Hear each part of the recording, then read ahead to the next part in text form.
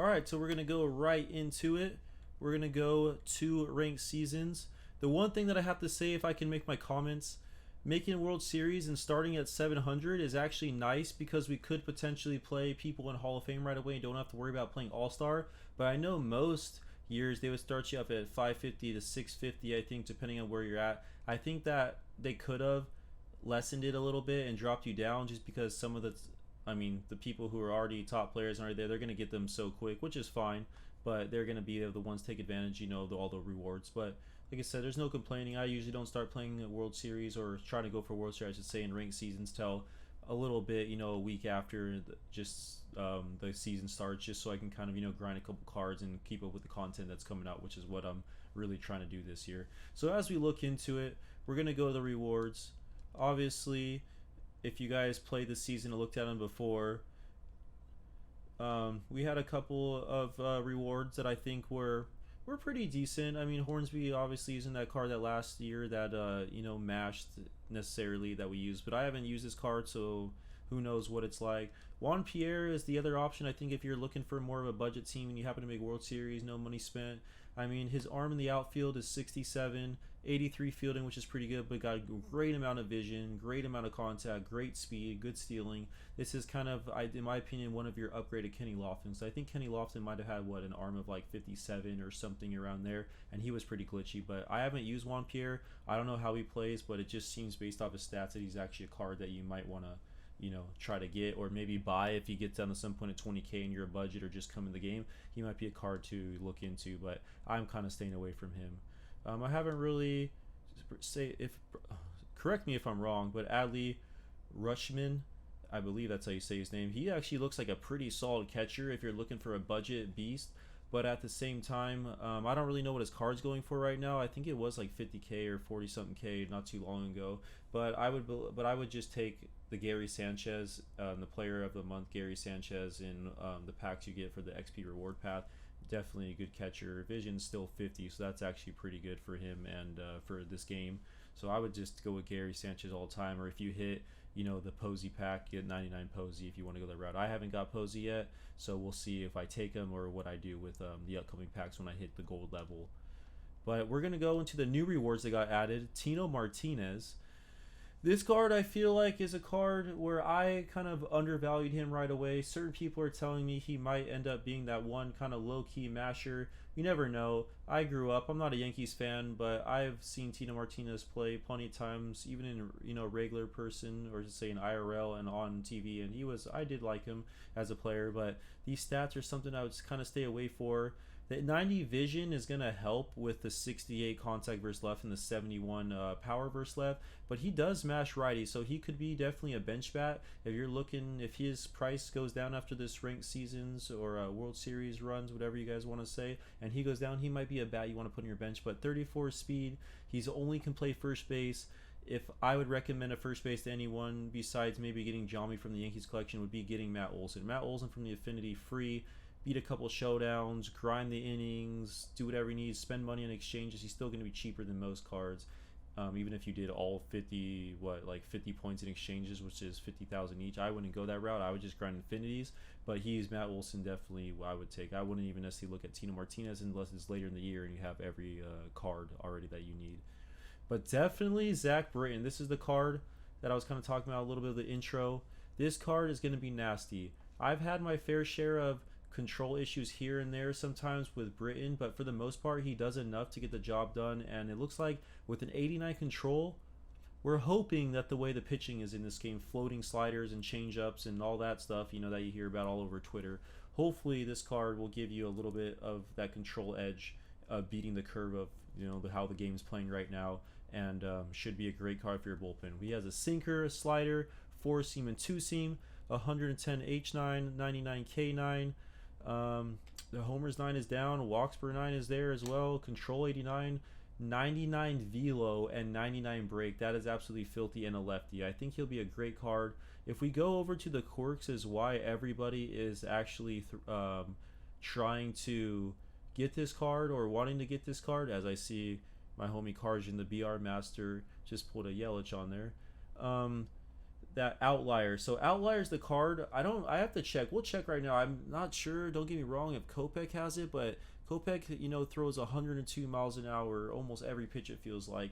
Pearson throws heat. I don't know if he has the perk, but he's someone who's a little bit more predictable. But Kopech, I believe, has Outlier, and he absolutely just lights up the radar gun. And when you're getting a little bit less stamina, you can probably start reading it a little bit more and probably start getting, used to it, and kind of wear down the pitcher's stamina, control, all that stuff. But with the relieving pitcher full strength out of the bullpen, Outlier with the primary pitch exceeds max velocity, and the primary pitch is a sinker. I don't know how you compete with that. I mean, I know some people say sinkers in this game, they're not as good as the past games, but I think that sinkers for me are one of my primary pitches. Kluber, that high inside sinker, it's a great pitch. The only problem is I think with a lot of people with sinkers is that sinkers a one pitch where if you spot it up on the inside corner, righty, lefty, lefty, lefty, whatever, even back door, it's a very good pitch. But the second you leave it over, if someone's ready to hit a higher fastball or even a lower sinker, they're gonna hit the ball pretty far, which is why I think a lot of people aren't liking it. But I think it's just the way the pitching is this year that it's a little off, that it might kind of hinder what people's thoughts are on how the pitches are this year, because you do hang a lot of slurs, a lot of sliders, even get some perfect releases that are a little questionable. But hopefully they're working on that at the SES studios. I know coronavirus is kind of putting a little stop to certain businesses, and probably especially them. They're probably just there sending out all the content that they've already had kind of ready to go for this year. But hopefully there's certain things that as far as pitching that maybe they'll finally adjust, that people have been wanting for the last couple of years. Alright, so we're going to go to the collections, and if I'm doing this right, we're going to go over to the Create a Player collections. So these are going to help if you have opened some packs, but like if you look, these are just really low tier bronzes, and there's so many that you can almost get have a lot in your inventory, and you don't have to lock in 10. So you lock in 10, you do this for every position. The pitcher gives you a little bit more stubs, and I have the total that I will display on the screen in a couple moments. But you don't have to lock in everyone. I haven't locked in everyone, but if you see, look at 1,500 for locking in 2 gold outfitters. I'm pretty sure most people, even not opening packs, have 2 gold outfitters that they don't mind locking. There's 1,500 stubs right there, real quick. 1,500 stubs. I already did that one. God. And then you get 1,500 stubs for second baseman for 3 of them. You go over to third baseman, another 1,500 stubs for 3 of them. Just keep going through these and locking them down. I'm pretty sure the bronze pit, you need 50 of like the lower tier pitchers, but I mean cards are just so accessible and so easy to come by, and I've opened a few packs, I should say.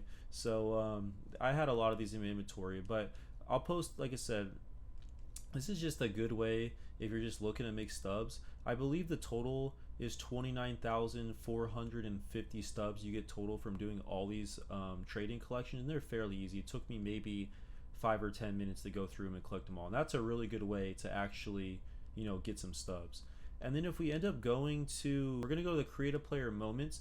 You're gonna have to make a Create a Player for every position, which is fine, but if you actually look down at, you get 4,500 XP, 5,800 XP, 4,100, 5,700, 4,950, 4,600, 5,800, 5,250, and 3,350. That is a good amount of XP, and you can boost up a couple levels, especially if you're low in the bronze levels, real quick by just grinding them out. We'll take a look real quick. Look at tally 2 hits, tally 1 RBI, tally 1 extra base hit, 1 home run, 3 hits and extra base, and only the last couple of missions are on All-Star and one's on Hall of Fame. But I mean, 1 extra base hit and 1 RBI in Hall of Fame shouldn't be too tough, but the other ones are on Rookie. So, and if you look at 1,100 stubs, 1,400, 10 or 1,000, 1,600, 1,400, 1,200, 1,575, 1,500, and 850. So you get a great amount of XP and a good amount of stubs as well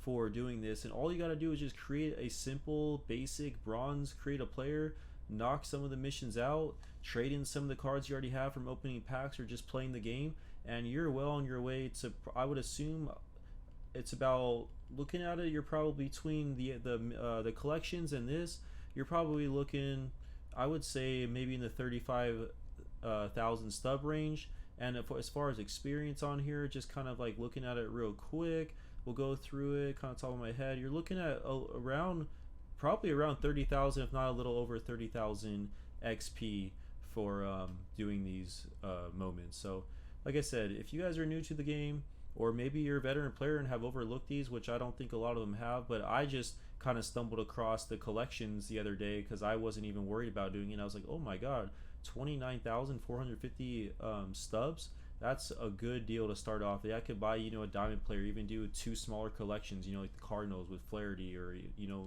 Tampa Bay Morton, and that'll give you even more XP. So like I said, just take a look at these, kind of go through it. You guys are no money spent, just grind the game out.